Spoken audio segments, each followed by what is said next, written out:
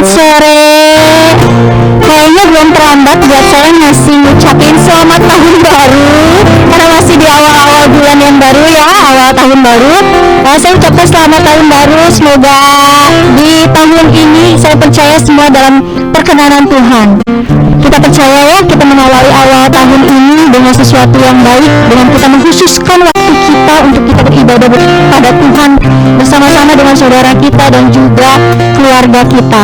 Mari kita siapkan hati kita. Saya mengajak kita semua untuk sama-sama menyiapkan hati, pikiran, dan segala sesuatu yang kita miliki saat ini, yaitu yang terbaik adalah diberikan kepada Tuhan. Ya Bapak, terima kasih Tuhan untuk setiap berkat yang sudah Engkau berikan bagi kami, dan kami bersyukur Tuhan. Di tahun ini kami percaya Engkau akan tetap setia, Engkau akan tetap mengiringi kami ya Tuhan di sepanjang tahun ini, dan kami percaya ya Bapa, apapun yang terjadi dalam kehidupan kami mau tetap mengucap syukur bagi Engkau. Kami tetap mau memberikan yang terbaik bagi Engkau karena Engkau telah memberikan yang terbaik bagi kami ya Tuhan. Terima kasih Bapa, terima kasih Tuhan. Ini kami anak-anak-Mu, biarlah kami datang di hadirat-Mu. Layakkanlah kami untuk kami dapat merasakan setiap hadirat-Mu ya Tuhan. Karena kami tahu ya Tuhan, tanpa Engkau kami bukanlah siapa-siapa, tanpa Engkau kami bukanlah apa-apa. Terima kasih Bapa, terima kasih Tuhan, kami mau memberikan yang terbaik, suara kami, hati kami, penyembahan kami yang terbaik bagi Engkau. Dalam nama Tuhan Yesus yang siap untuk memuji, menyembah sama-sama kita katakan amin. Ketika ini suatu pujian yang luar biasa, karena apapun yang terjadi Tuhan akan mengangkat kita. Amin. Mari sorakan haleluya bagi Tuhan.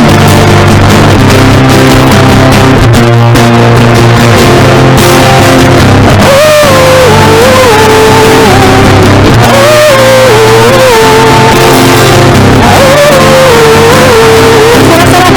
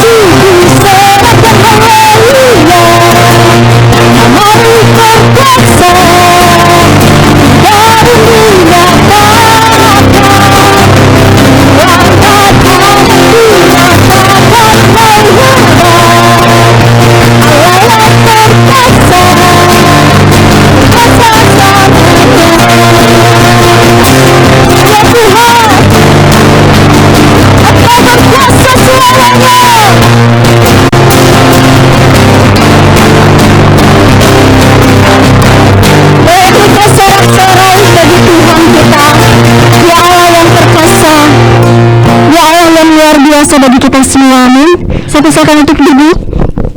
Dimanapun kita berada saat ini, sekalipun kita di tempat ini atau di rumah kita masing-masing atau dimanapun kita berada, saya percaya kuasa Tuhan tidak terbatas. Apapun yang kita kerjakan, Tuhan tahu. Apapun yang kita lakukan saat ini, Tuhan tahu. Ya, saya mau ngajak kita semua lebih lagi menyembah Tuhan. Karena Tuhan kita, Tuhan yang melukis setiap kita. Dia mungkin nama kita di tangannya. Dia tahu siapa kita. Terima kasih Tuhan. Kasih-Mu bagi kami sungguh luar biasa Tuhan. Yes Jesus.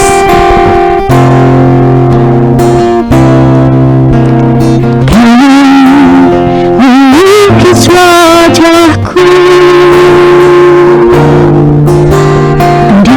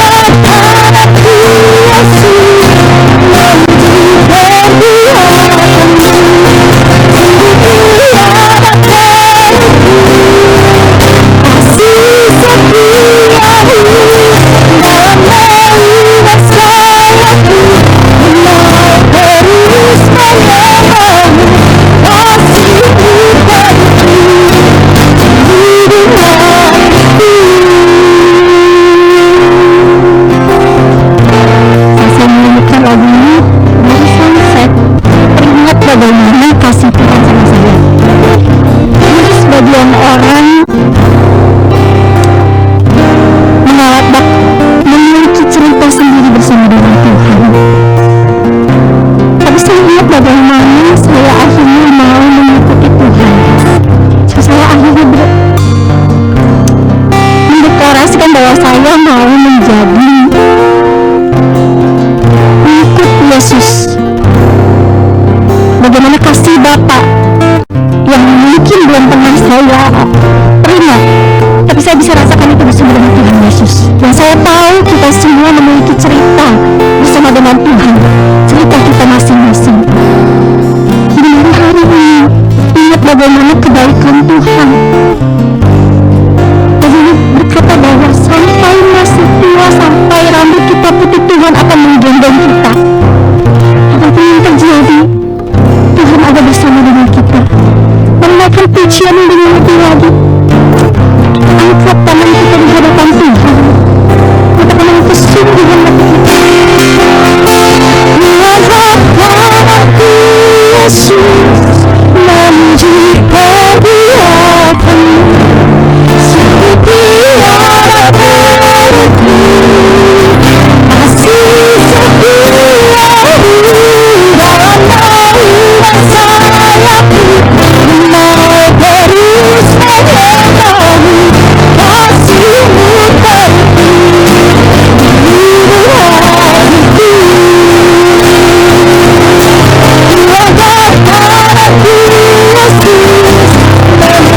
Mengharapku Yesus menjadi hadiahmu, seperti harapanku, kasih setiamu dalam naungan sayapmu, mau terus menyertamu, kasihmu terti seluruh hatiku.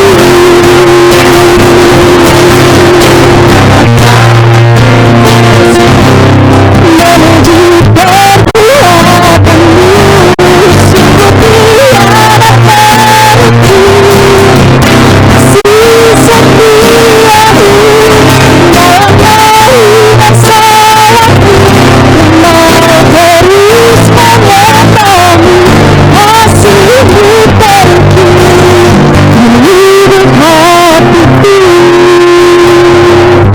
Kasihmu terti seluruh hatiku.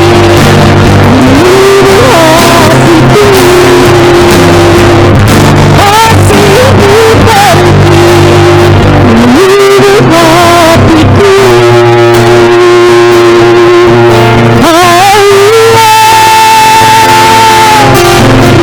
Makasih Tuhan.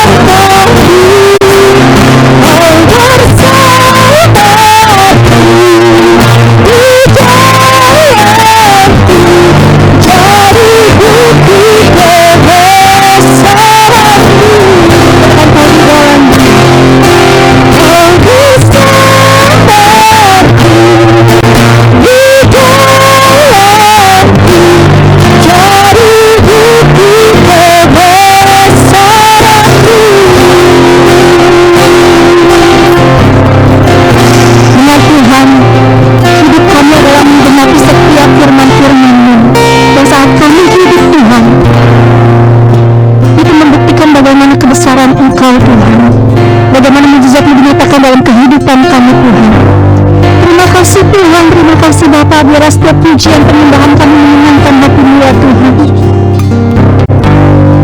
Kami memberi yang terbaik bagi Engkau ya Tuhan, yaitu seluruh kehidupan kami. Dan pada saat ini ya Tuhan, kami ingin mengambil bagian yang terbaik ya Tuhan, yaitu diam di bawah kaki-Mu seperti Maria ya Tuhan, mendengarkan setiap perkataan-Mu ya Tuhan yang akan Kau sampaikan melalui hamba-Mu ya Bapa. Berbicaralah kepada kami pribadi lepas pribadi ya Tuhan, agar setiap kami mengerti apa yang menjadi kehendak-Mu dalam kehidupan kami. Terima kasih Tuhan. Kami serahkan setiap kehidupan kami.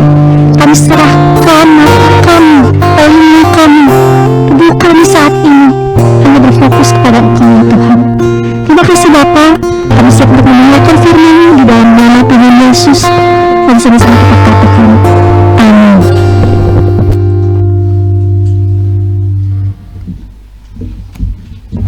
Oke, puji Tuhan, shalom jemaat yang dikasihi Tuhan. Kita bersyukur minggu kedua di tahun 2022 ya, yang kita tahu di tahun-tahun sebelumnya juga waktu berjalan begitu cepat luar biasa, dan biarlah memasuki di awal tahun 2022 ini kita punya sikap hati yang beda dari tahun-tahun sebelumnya dalam menjalani hari-hari yang akan datang. Tahun ini kita sama-sama belajar tentang menjadi pribadi yang dewasa, bukan hanya secara keuangan, bukan hanya secara apapun, namun terlebih lagi dewasa di dalam Kristus, saudara. To be mature. Minggu lalu kita udah sama-sama ciri-ciri ketika kita kerohanian kita tumbuh atau enggak sih? Ya, mungkin boleh di slide ditayangkan, saudara. Ya, minggu lalu kita bahas ini, saudara. Orang yang kerohaniannya lagi tidak sehat, orang yang kerohaniannya lagi nggak oke, kondisi yang dialami adalah yang pertama, dia nggak punya kerinduan untuk bersekutu sama Tuhan. Bahkan antara hidup mengawali hari baca firman sama nggak baca firman, doa sama nggak doa, itu kayaknya biasa aja.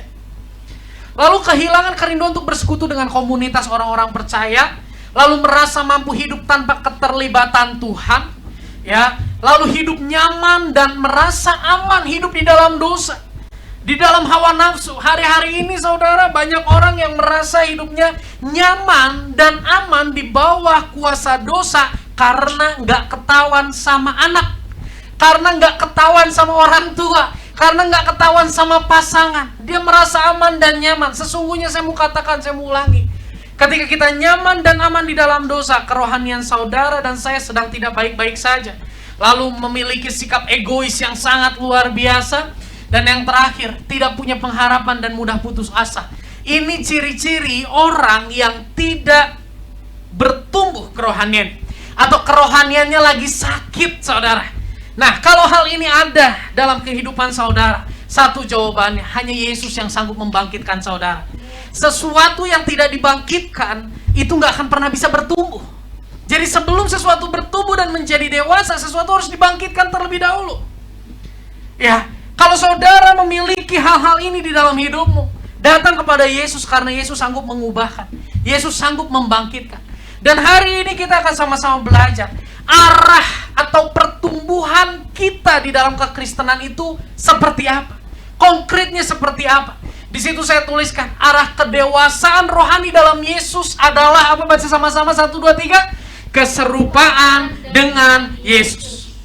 Jadi kalau saudara, orang kalau bertumbuh dewasa secara keuangan gimana? Oh, punya tabungan, ya. Bertumbuh secara kesehatan seperti apa? Oh ya, berat badannya naik seperti yang anak saya alami. Kemarin kita baru ke dokter, kita terkejut beratnya udah hampir 7 kilo, 6,7. Wah, saya satu sisi saya bersyukur, terima kasih Tuhan, beratnya bertumbuh, artinya badannya mengalami pertumbuhan. Ya, masuk tahun baru ada acara kumpul keluarga, saya memberanikan diri bawa anak saya ke rumah saudara. Kita tuh biasanya udah deg-degan, saudara. Kalau 2 jam nggak dikasih susu tuh dibangun. Tapi waktu itu di situ rame, ada gitar, ada kahun, ada ketawa, ketiwi, wah rame sekali. Dia di kamar anteng tidur. Dan tidak disadari besoknya dia tengah malam udah nggak bangun. Besoknya sampai hari ini dia tengah malam udah nggak bangun. Itu merupakan tanda-tanda pertumbuhan secara jasmani. Namun tanda pertumbuhan secara rohani apa? di dalam kekristenan, tanda pertumbuhan Anda dan saya secara rohani adalah hidup kita semakin serupa dengan Kristus. Dampaknya apa? Simpel. Lingkungan bisa merasakan kasih Yesus. Lingkungan bisa merasakan sentuhan Yesus lewat kehidupan kita. Lingkungan tidak hanya tahu bahwa kita ini adalah orang Kristen, lingkungan tidak hanya melihat kita ini adalah pelayan Tuhan, tapi lingkungan merasakan kasih Yesus bagi kehidupan saya dan saudara. Ya, satu hal yang gak pernah saya duga, saudara. Ketika Desember 2020, saya terbaring sakit di rumah sakit karena COVID-19. Hari terakhir saya di rumah sakit, saya memang sekamar. 3 hari terakhir saya di rumah sakit, saya dapat teman baru, ya, seorang pendakwah, seorang ustadz, ya, sampai sekarang kita masih suka komunikasi. Ketika saya mau pulang, bapak ini katakan gitu, ini nggak pernah saya pikirkan sebelumnya dan saya terkejut. Pak Yusak, terima kasih, karena 3 hari bersama Pak Yusak, saya jadi ngerti Yesus itu seperti apa. Saya jadi tahu bahwa Yesus itu adalah kasih. Sebelumnya saya hanya dengar Yesus kasih, tapi saya lihat orang-orang Kristen kok kebanyakan eksklusif. Begitu lihat dandanan saya, memang stylenya mengerikan, saudara ya. Begitu melihat dandanan saya, mereka punya ketakutan dalam hati saya kayak ngeri, Bapak ketika ketemu sama Bapak. Tapi lewat kehidupan Pak Yusak, terima kasih, 3 hari ini saya menikmati bagaimana kasih Yesus itu nyata. Di situ saya terkejut, saudara. Dan saya mau katakan itu bukan karena hebat dan kuatnya Yusak, tapi itu karena Roh Kudus. Nah, disitulah ketika kita bertumbuh kedewasaan secara rohani dalam Kristus, maka orang di sekitar kita nggak usah kita gembor-gembor bahwa kita pengikut Yesus. Dia akan dengan sendirinya tahu karena Kristus ada. Ya, kemarin saya posting foto saya tahun 1988 dengan foto Gevarial tahun 2022. Orang-orang langsung bilang, ih mirip pisan, itu dari 98, dari 88 nggak robah-robah, nggak gede-gede. Mirip pisan, blak pisan. Kenapa? Ya dia anak saya. Kita kadang senang dibilang bahwa siapa yang percaya kepada Yesus diberi kuasa menjadi anak Allah. Menjadi pertanyaannya, adalahkah kita hidup serupa dengan Kristus? Yohanes tuliskan gini, 1 Yohanes pasal yang kedua ayat yang ke-6. Barang siapa mengatakan bahwa ia ada di dalam Dia. Barang siapa mengatakan bahwa ia ada di dalam Yesus. Perhatikan saudara, apa di situ ditulis? Ia wajib hidup sama seperti Kristus telah hidup. Wow! Sebuah tanggung jawab. Ya, sebuah tanggung jawab yang Tuhan kasih kepada kita, orang-orang yang sudah ditebusnya adalah hidup seperti Kristus hidup. Kalau di tempat lain kamu lakukan firman Tuhan, maka kamu memperoleh keselamatan. Tapi iman di dalam Kristus gak gitu. Iman di dalam kekristenan gak gitu. Kita hidup seperti Kristus karena kita sudah di dalam Dia. Karena kita sudah dibangkitkan.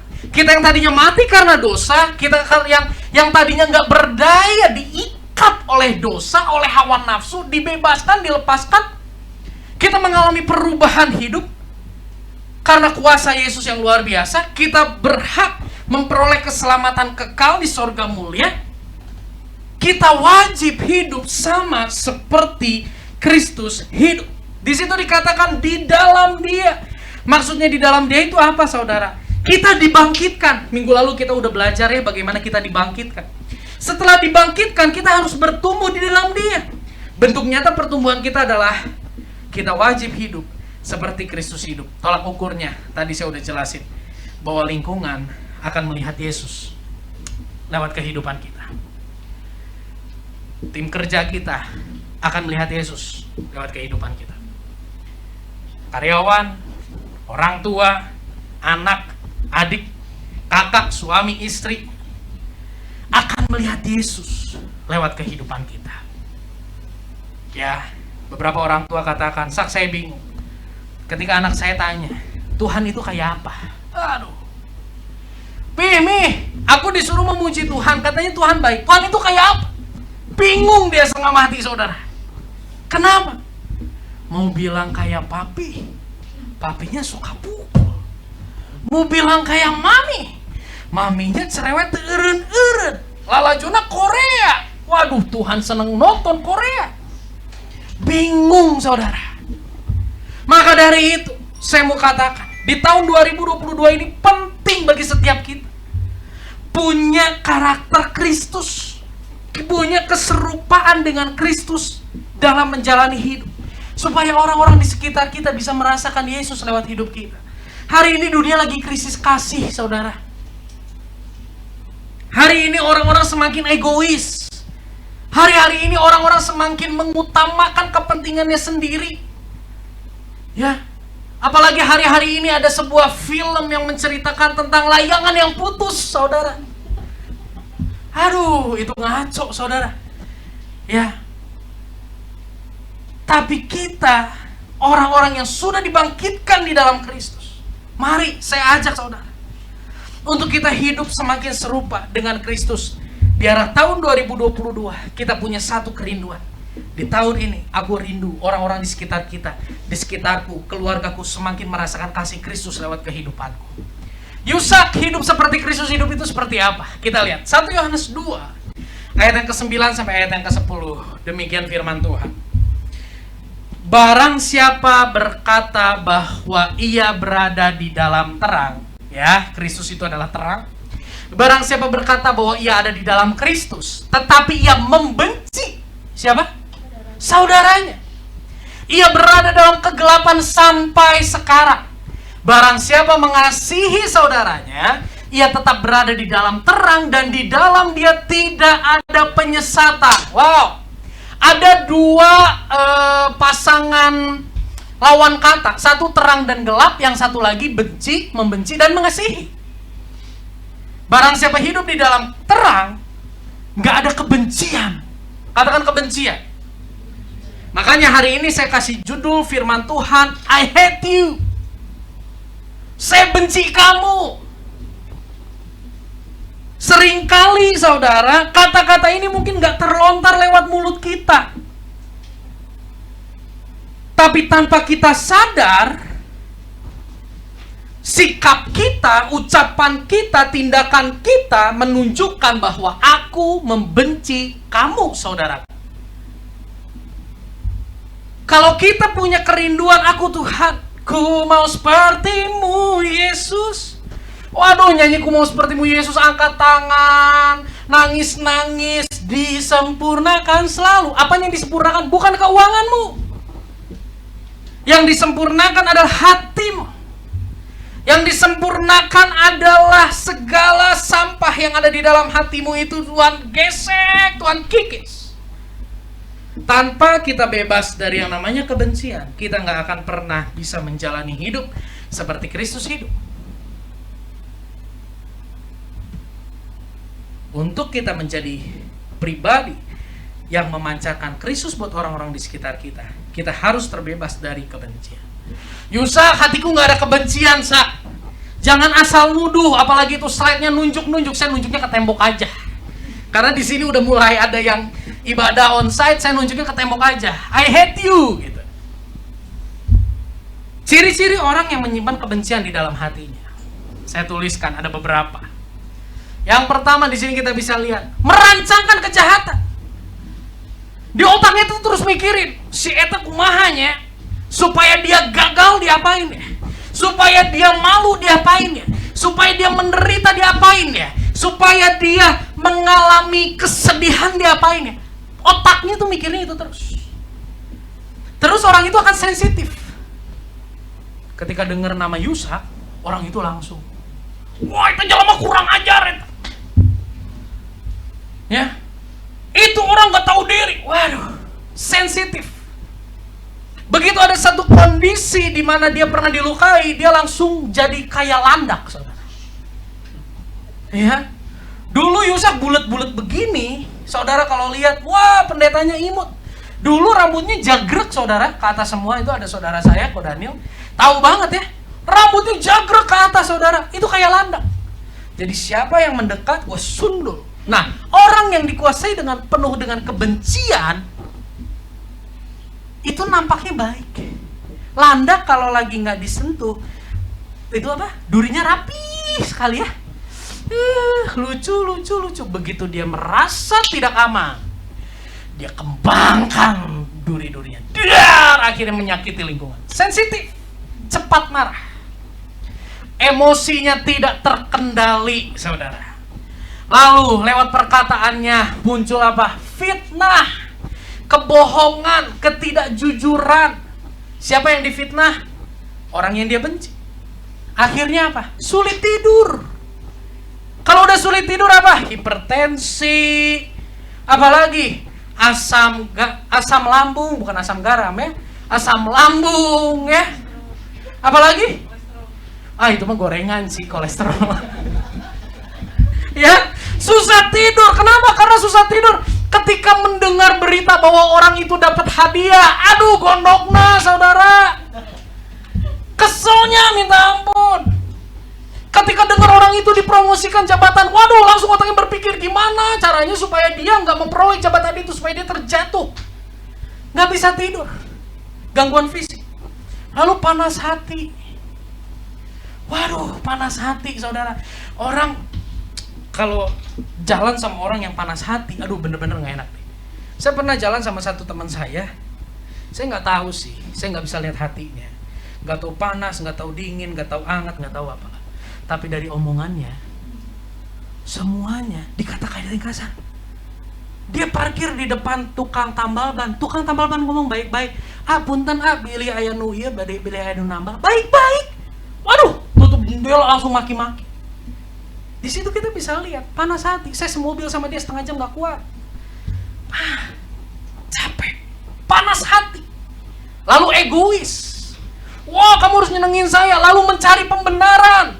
Lalu negative thinking dan menularkan kebencian. Wah, ini yang ngeri saudara.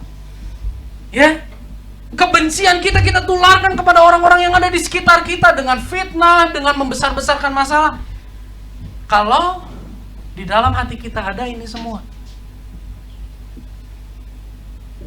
berarti kita sedang hidup seperti Kristus hidup. Kalau di dalam hati kita ada ini semua, kerohanian kita tidak sedang baik-baik aja. Sekalipun Anda duduk di paling depan melayani Tuhan, sekalipun Anda berdiri seorang diri ketika nyampein firman Tuhan, artinya pemberita firman Tuhan. Kalau selama masih ada ini, kerohanianmu sedang tidak baik-baik saja. Saudara, ketika saya menyiapkan firman Tuhan ini, saya pun tertegur. Ternyata serpihan-serpihan masa lalu di dalam hati saya itu masih ada. Jadi saya ini bukan orang yang kebal kebencian. Saya ini adalah orang yang punya banyak kebencian di masa lalu. Dan ketika itu disentuh, saya harus akui, saya pun masih harus menjaga dengan sangat supaya ini tidak muncul kembali. Saudara mau tahu saya benci dengan siapa saja? Mau tahu bagaimana sikap saya dan hidup saya ketika saya dalam kebencian? Nanti hari Rabu. Ya. Hari Rabu kita akan sharing, kita akan ngobrol. Bukan supaya membanggakan kebencian saya, bukan apa ya, tapi kita mau belajar sama-sama.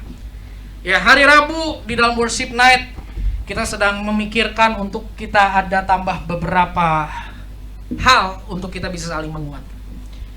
Saudara, kalau saudara ada hal ini di dalam hidupmu, saya pun pernah. Ya, di sini ada Pak David. Pak David pun pernah. Bahkan kita semua di sini pernah ngalamin ini. Atau kita pun masih ada cengkram kebencian. Yuk bertobat yuk. Kalau hari ini masih ada, berarti Tuhan bilang gini, aku masih kasih kesempatan. Benci sama saudara, benci sama rekan kerja, penyebab kebencian apa gak usah diceritain lah ya, terlalu banyak. Hidup seperti Yesus hidup adalah hidup yang terbebas dari kebencian dan penuh ketulusan dalam mengasihi. Kita baca sama-sama bagian ini ya. 1, 2, 3. Hidup seperti Yesus hidup adalah kehidupan yang terbebas dari kebencian dan mengasihi dengan penuh ketulusan. Hidup seperti Yesus hidup. Ada pujian lama. Dulu saya nggak suka lagu ini karena lagu ini sering kali dinyanyikan oleh emak saya sambil nangis-nangis, mami saya nyanyi sambil seperti Yesus seperti Yesus. Itu saja yang kupinta dalam jalanku sampai ke surga. Saya mau seperti Yesus. Berapa hari lalu saya menyanyiin lagu ini pagi-pagi, semangat saya bangkit. Tapi berapa tahun yang lalu saya nggak mau nyanyi lagu ini. Kenapa? Yesus tuh kayak orang bodoh. Dia diejek, cici, dititah turun di salib, ngajedok di salib, dititah robah batu jadi roti embung. Aduh, punya kuasa namun tidak dipraktekkan. Saya nggak mau hidup seperti Yesus. Tapi hari ini saya udah tahu kasih Yesus yang besar. Dia lakukan itu semua bukan karena dia bodoh. Dia lakukan itu semua karena mengasihi saya dan saudara. Yuk hidup seperti Yesus, yuk. Terbebas dari kebencian. Yusak, gimana caranya terbebas dari kebencian? 3 hal. Yang pertama, kita mesti ingat ini nih. Aku adalah apa? Produk kasih karunia Allah. 1 Yohanes 2 ayat yang ke-12, firman Tuhan berbunyi demikian. Aku menulis kepada kamu, kata Yohanes, hai anak-anak, sebab dosamu telah diampuni oleh karena namanya. Aku menulis kepada kamu. Kalau tadi kita baca di atasnya adalah, kalau ada kebencian, maka kamu hidup di dalam gelap. Gak boleh ada kebencian. Yohanes perjelas, aku tulis tentang kamu gak boleh ada kebencian. Aku tulis ke kamu tuh kenapa sih? Karena kamu udah diampuni. Aku bilang ke kamu, jangan benci, jangan pegang kebencian itu, karena kamu sudah menerima kasih karunia. Artinya, hukum kasih yang menyatakan bahwa kasihilah musuhmu, jangan engkau pegang kebencian, itu hanya ditujukan kepada orang-orang yang sudah menerima kasih karunia. Kenapa? Karena orang yang belum menerima kasih karunia nggak akan pernah bisa terbebas dari kebencian. Saudara, selama di dompet saya ada 200.000, saya bisa kasih ke saudara 200.000. Saya nggak akan pernah bisa kasih ke saudara 300.000, karena saya hanya punya 200.000. Kenapa Tuhan ajar lepas kepahitan, bebaslah dari kebencian, mengampuni? Kenapa Tuhan ajar itu? Karena Tuhan tahu kita sudah mempunyai kasih yang besar dari Dia. Jadi nggak ada alasan untuk kita tidak melepas pengampunan, untuk kita hidup di dalam kebencian. Nih, bicara tentang benci-bencian, ngomongin benci-bencian, karena dikecewakan, karena tersakiti, sebetulnya, perhatiin, kita tuh adalah orang yang sangat layak dibenci oleh Allah. Kalau kita bilang, aku benci sama dia karena dia menyakiti aku benci sama dia karena dia mengecewakan aku, kita seharusnya dibenci oleh Allah. Kenapa? Karena sudah ribuan, karena sudah berulang kali kita mengecewakan Dia yang memberi oksigen sama kita. Kita mengecewakan Dia yang udah berkorban buat kita, lewat dosa kita, lewat kekerasan hati kita. Seharusnya kita adalah orang-orang yang layak untuk dibenci Allah. Tapi Allah tidak lakukan itu, saudara. Yesus telah tersakiti, lebih tersakiti daripada kita tersakiti. Ya, Anda boleh katakan, aku dikhianati, aku tersakiti. Tapi saya mau katakan, sesungguhnya hidup Anda itu menyakiti Yesus jauh lebih daripada saudaramu menyakitimu. Yesus kasih perintah tentang kasih ini kepada orang-orang yang sudah menerima kasihnya. Artinya dia tahu dan yakin bahwa jika kita dipenuhi dengan kasih-Nya, sesungguhnya kita sanggup mengasihi mereka yang membenci, mengecewakan, mendukacitakan kita. Mari saudara, ini awal yang bagus ya. Tahun 2022, angka 2-nya banyak. Kemarin seorang hamba Tuhan bilang 2 tuh singkat apa? Double portion, non-day, upgrading, apalagi? Acceleration. Ya, yuk di tahun 2022 ini kita bukan hanya punya kerinduan, tapi kita menghidupi kebenaran. Kita mau terbebas dari kebencian, saudara. Kenapa? Karena kita adalah produk kasih karunia Allah. Saudara, kalau saudara lihat ini duri, ini ditaruh nggak di kaki Yesus? Ya, saudara saya ditato duri di tangan. Tapi duri yang sebenarnya Yesus itu nggak ditaruh di tangan, tapi ditaruh di kepala. Ini paku bukan hanya untuk maku salib, tapi ini paku dipakai untuk memakukan Yesus ke salib. Seharusnya kita yang pakai ini, kita yang dipaku. Seharusnya mahkota itu kita yang pakai. Seharusnya paku itu tertancap di tangan kita karena dosa kita. Tapi karena kasih-Nya yang besar, Dia menggantikan. Yusak, aku udah tahu berulang kali tentang pengorbanan Yesus yang besar, ajaib. Aku udah tahu itu, aku dari kecil dengar itu. Tapi kok hari ini kok kayaknya di hatiku gak ada gregetnya. Siapa yang pernah mengalami hal yang demikian? Saya dulu deh yang angkat tangan. Puji Tuhan, yang kedua Ibu Gembala, ada Korosi, ada Pak David, dan yang di rumah semuanya ya. Kita semua pernah mengalami, tahu bagaimana Yesus sudah berkorban, tapi kok kayaknya di hatiku kok gak ada getarnya gitu. Kenapa? Karena Anda menjalani hidup tanpa memberi diri diperbaharui. Katakan diperbaharui. Diperbaharui oleh Roh Kudus melalui doa dan firman. Diperbaharui, di-refresh. Laptop kalau nggak di-refresh, saudara, ngaheng. Nggak berfungsi dengan baik. Di-refresh.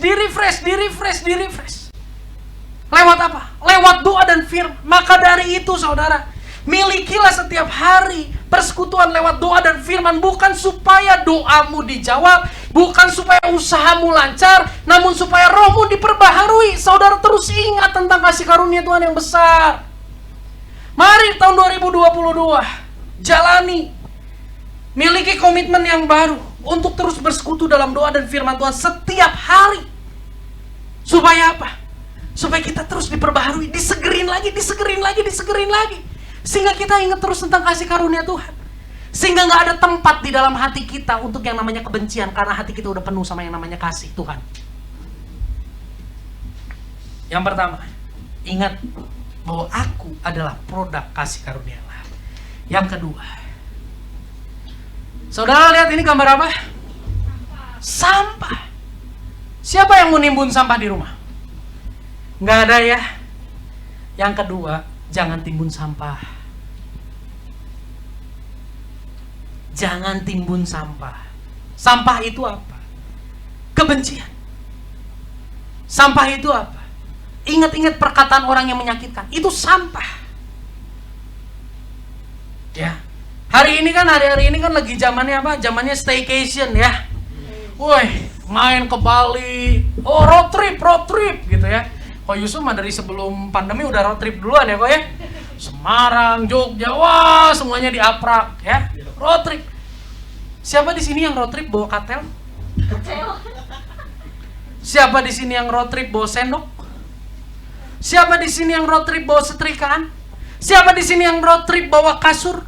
Siapa di sini yang road trip bawa spray? Mungkin ada ya beberapa.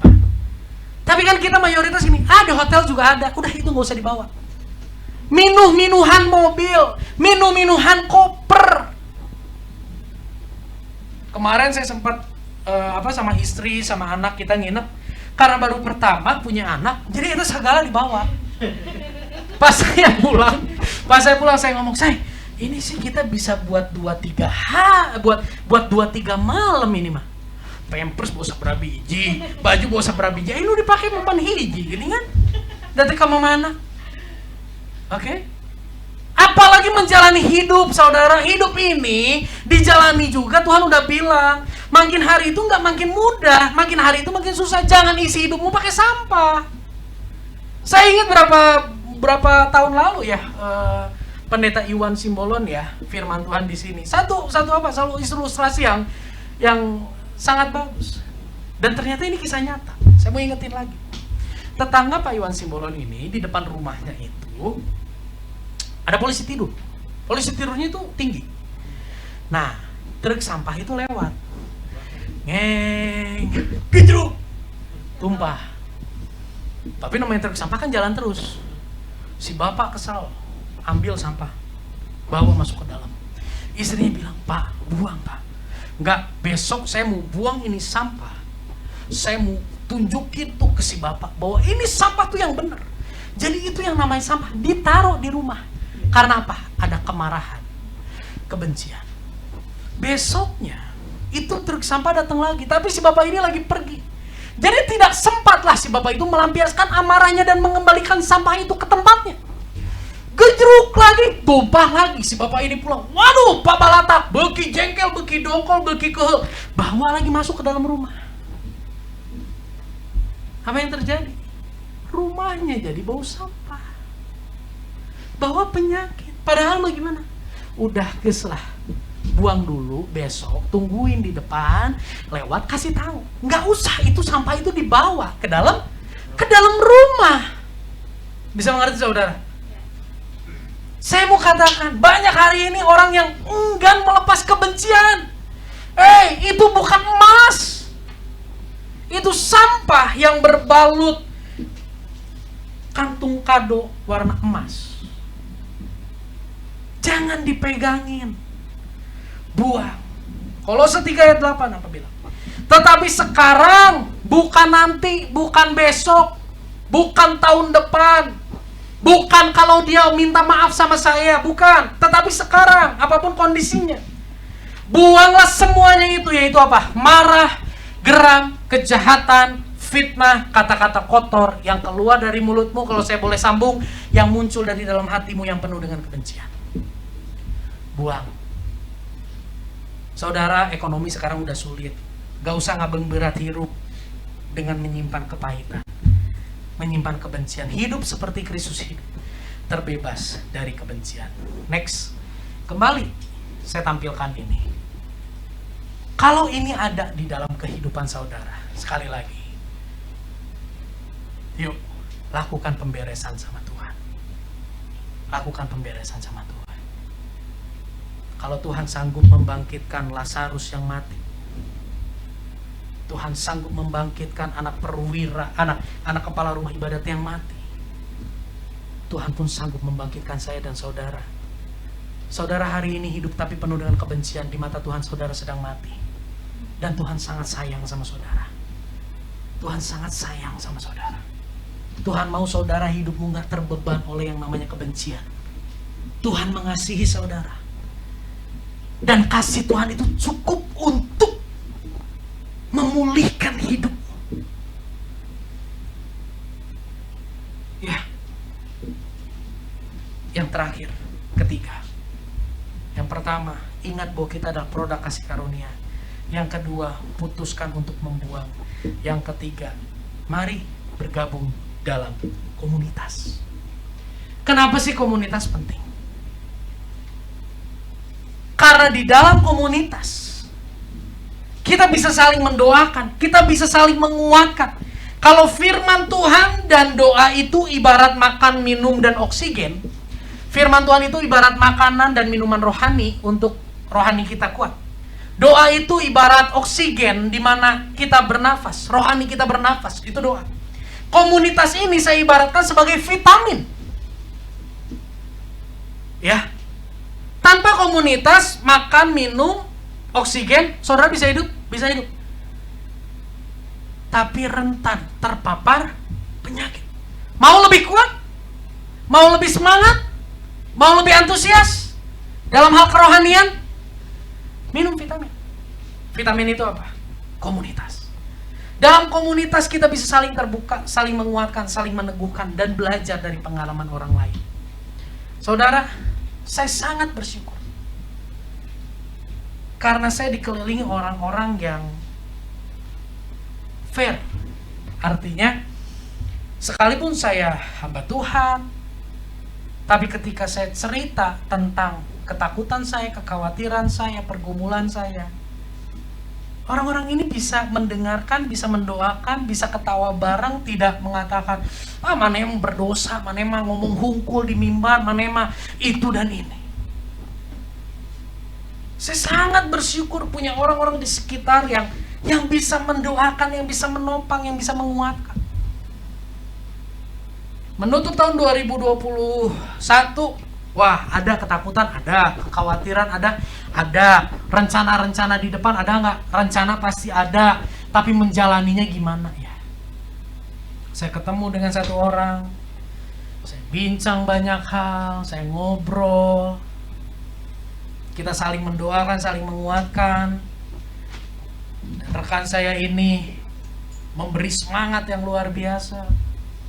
Hingga pada satu titik, ketika beberapa hari lalu saya ketemu lagi, rekan saya ini cerita, wah, saya sama Tuhan tuh dikasih beban, dikasih hati untuk ini. Saya bilang gini, wah, berat ya. Saudara tahu, rekan saya bilang gini, hidupmu juga berat. Kita sama-sama berat. Makanya kita perlu saling mendoakan, saling menguatkan, saling meneguhkan. Wah, saudara, jadi jalan itu nggak ngerasa sendiri. Itu pentingnya komunitas. Ibrani pasal yang ke-10 ayat yang ke-24 bilang begini. Dan marilah kita saling memperhatikan supaya kita saling menolong. Mendorong, ya terlalu kecil ya. Oke. Supaya kita saling mendorong dalam kasih dan dalam pekerjaan baik. Nah, temukan komunitas yang di dalamnya kita bisa saling memperhatikan dan saling mendorong dalam kasih dan dalam melakukan pekerjaan baik yang sesuai dengan firman Tuhan. Temukan komunitas seperti itu. Ayat 25 bilang apa? Janganlah kita menjauhkan diri dari pertemuan-pertemuan ibadah seperti yang dibiasakan oleh beberapa orang, tetapi marilah kita saling menasehati dan semakin giat melakukannya menjelang hari Tuhan yang semakin mendekat. Menjelang hari Tuhan yang semakin mendekat. Menjelang hari Tuhan yang semakin mendekat, saudara. Semakin giat melakukannya. Ya, kemarin saudara malam ada sebuah pertandingan Liga Indonesia. Karena kalau liga luar negeri saya nggak kenal pemainnya, jadi saya nontonnya Liga Indonesia aja. Ada tuh kemarin Borneo FC lawan Persik Kediri, saudara. Persik Kediri selama 92 menit. Selama 85 menit memimpin pertandingan. Sisa berapa menit lagi? Sisa 5 menit lagi. Waktu saya lihat itu kipernya teriak-teriak, suruh, "Woi, fokus, backnya fokus supaya nggak jadi imbang hasilnya." Satu titik, menit 85 lewat 30 detik. Karena videonya ada, saya lihat berulang-ulang. Kiper itu tangkap bola, dia salah nangkap, bolanya jatuh, dia kejar lagi bolanya. Waktu dia tangkap lagi, ini kepalanya ketendang. Brak sama pemain lawan. Langsung ambulan masuk, dibawa ke rumah sakit. Perenungan buat saya. Apa yang kamu mau lakukan ketika hari waktu semakin sedikit? Karena kiper ini tahu, aku sudah ada di posisi 1-0, posisi menang. Aku nggak mau sampai kebobolan, sampai kepalanya pun dia izinkan ditendang begitu keras oleh lawan. Dan itu kejadian bukan sekali 2 kali di pertandingan sepak bola. Kenapa? Karena dia tahu, semakin sedikit waktunya aku harus semakin giat, bukan semakin loyo. Tapi kenyataan, banyak yang semakin loyo, makanya perlu vitamin. Perlu terus diperbaharui secara roh lewat doa firman Tuhan. Terus, itu harga mati, saudara. Dan punya komunitas di mana kita bisa sharing, menguatkan, mendoakan satu dengan yang lain. Saya percaya kita akan semakin giat, kita semakin kuat dalam menjalani hari-hari. Hidup seperti Kristus hidup. adalah hidup yang terbebas dari kebencian dan mengasihi dengan penuh ketulusan. Lepas kebencian yuk. Buang apa yang membebani kita hari-hari ini. Sebelum menutup, di slide saya tuliskan, ini menjadi perenungan buat kita semua saudara ya. Apakah saudara bahagia melihat kegagalan orang lain? Apakah hari ini saudara ada perasaan bahagia kalau dia gagal? Atau saudara ada perasaan sedih, perasaan tidak rela ketika dia berhasil? Jika itu ada di dalam hidup saudara, berarti saudara sedang ada di dalam kebencian. Orang itu adalah orang yang saudara benci. Ingat, saudara sudah diampuni sama Tuhan. Jangan pegang kebencian. Orang itu mungkin tidak tahu engkau tidak bisa tidur karena keberhasilan. Orang itu tidur nyenyak. Saudara yang rugi. Orang itu mungkin makan, bersenang-senang dengan keluarganya. Saudara lihat di postingan Instagram, wah panas hati. Mari saudara, firman Tuhan mengajar, kalau kita nggak lepas dari kebencian, kita nggak bisa hidup seperti Kristus hidup. Jika masih ada kebencian, pertanyaan yang kedua adalah, apa tantangan saudara untuk terlepas dari kebencian? Aku terlalu disakiti, terlalu banyak yang aku beri tapi responnya seperti itu. Aku diperlakukan tidak adil.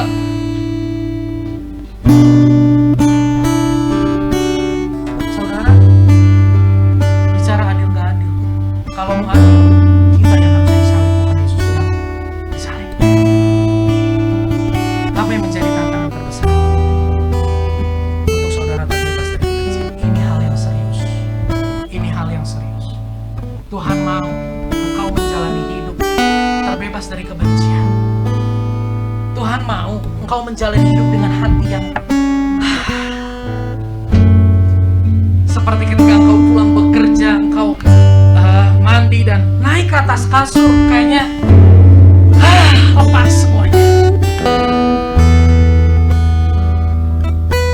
Tuhan ingin hatimu seperti itu, terbebas dari kebencian. Dan yang pertanyaan yang paling terakhir, jawab jujur yuk. Jawab jujur. Nyaman? Bisa tenang? Ketenangan saudara, kalau saudara ada dalam kebencian, ketenangan saudara ditentukan orang lain. Sukacita, duka citamu ditentukan orang lain. Nafsu makanmu ditentukan orang lain. Saudara udah beli tiket staycation di Apurva, Bali. Wow. Waduh, enak sekali. Tapi begitu saudara buka story, IG story, saudara lihat,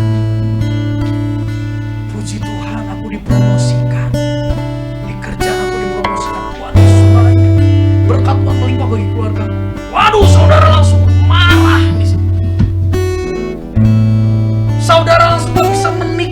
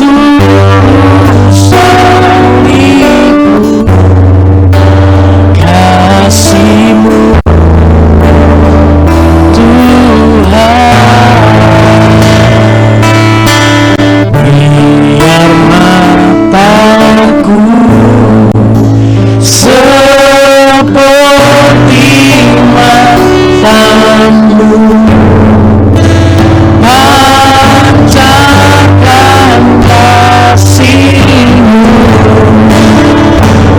Kau jadi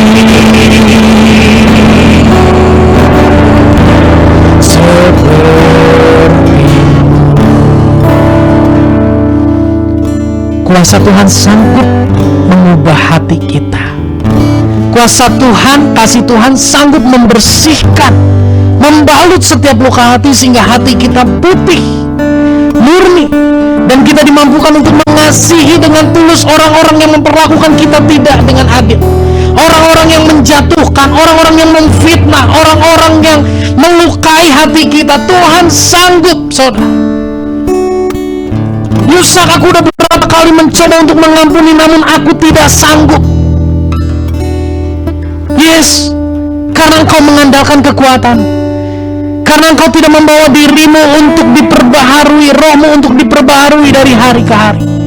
Tapi malam hari ini milikilah komitmen yang baru di tahun 2022. Jika saudara ingat nama orang itu, saudara tahu orang itu, bawa nama itu di hadapan Tuhan sore ini. Nyatakan, Tuhan, aku benci terhadap orang ini. Aku tahu aku harus mengampuni, namun aku tak sanggup. Berikan kekuatan. Bawa nama itu di hadapan Tuhan. Ubah hatiku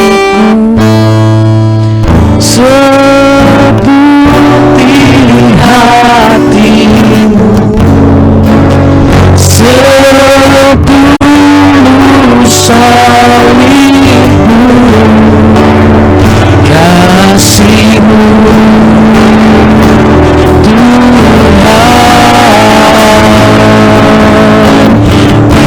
biar mataku seperti matamu, pancarkan kasih-Mu,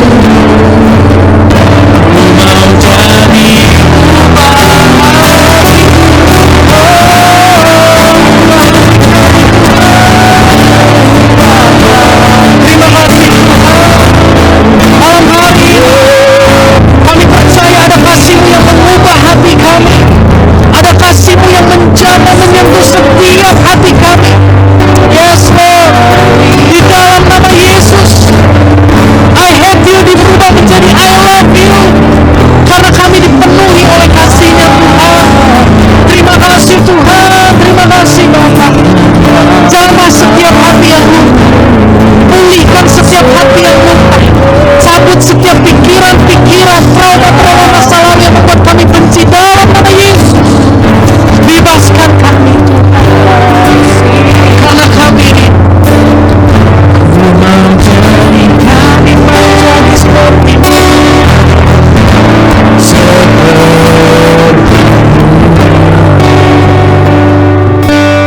serahkan hidup setiap umat,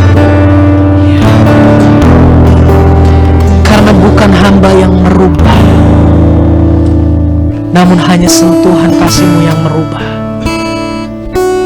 Hamba berhenti berbicara, tapi Roh Kudus ingatkan jemaat-Mu tentang firman yang telah kami dengar. Berikan kami kerelaan untuk membuang setiap sampah kebencian. Berikan kami hati yang terus rindu untuk diperbaharui melalui firman dan doa setiap waktu, sehingga kami terus memandang kepada salib-Mu yang hebat, salib-Mu, kasih-Mu yang besar yang telah mengasihi kami. Pertemukan, bahwa kami tertanam di dalam komunitas di mana kita bisa saling menguatkan, meneguhkan satu dengan yang lain. Pakai komunitas GCC ini, Tuhan, untuk membawa kami semua yang ada di dalamnya bertumbuh mencapai kedewasaan iman, bertumbuh memiliki kehidupan yang seperti Kristus ajarkan, yang seperti Kristus teladankan bagi kami. Kami bersyukur, berterima kasih Tuhan buat malam hari ini. Jamahan lawatan Tuhan sudah nyata dan terjadi. Terima kasih buat hadirat-Mu yang begitu kuat bagi kami. Kami berdoa Tuhan bagi Indonesia, Tuhan jamah lawat Indonesia, bangsa dan negara kami. Permasalahan yang begitu kompleks dan pelik. Kami berdoa biar kemurahan Tuhan turun, lawat Indonesia, pulihkan Indonesia, bawa Indonesia mengalami damai sejahtera Tuhan, bawa Indonesia mengalami kemurahan Tuhan.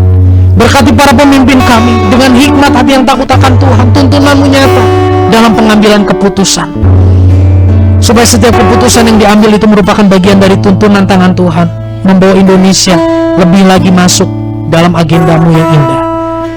Kami membawa komunitas kami Jerusalem Community Church, terus tuntun komunitas ini Tuhan, dalam setiap agenda, dalam setiap program yang diadakan, supaya itu gak hanya berjalan rutinitas, tapi ada kuasa Tuhan bekerja di dalamnya yang memampukan kami yang ada di dalamnya untuk terus hidup serupa dengan Kristus.